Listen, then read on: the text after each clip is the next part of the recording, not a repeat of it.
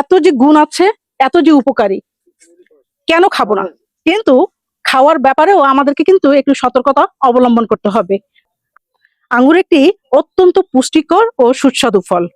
এতে রয়েছে প্রোটিন, শর্করা, চর্বি, ক্যালসিয়াম, ফসফরাস, লৌহ, খনিজ, potassium, thiamine, riboflavin, vitamin A, B, C, vitamin বি1 ও বি6।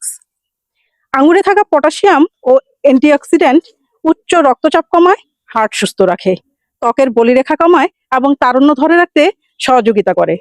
এতে ক্যালোরি কম থাকায় এবং ফাইবার বেশি থাকায় হজম শক্তি বৃদ্ধি পায়, কোষ্ঠকাঠিন্য দূর হয়, ফলে ওজন নিয়ন্ত্রণে থাকে। আঙ্গুরের খোসায় থাকা অ্যান্টিঅক্সিডেন্ট ক্যান্সারের ঝুঁকি কমাতে সাহায্য করে। ফাইটোনিউট্রিয়েন্টস শরীরের রক্ত সঞ্চালন বৃদ্ধি করে। ভিটামিন সি ও অ্যান্টিঅক্সিডেন্ট ফ্রি রেডিকেলের বিরুদ্ধে কাজ করে। বিভিন্ন খনিজ উপাদান শরীরের রোগ প্রতিরোধ ক্ষমতা বৃদ্ধি করে।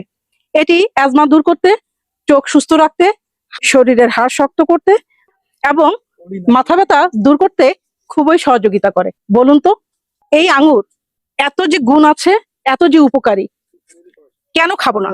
কিন্তু খাওয়ার ব্যাপারেও আমাদের তো একটু সতর্কতা অবলম্বন করতে হবে। কারণ আঙ্গুর মাত্রা অতিরিক্ত খেলে ডায়রিয়া অথবা পেট ব্যথা হতে পারে।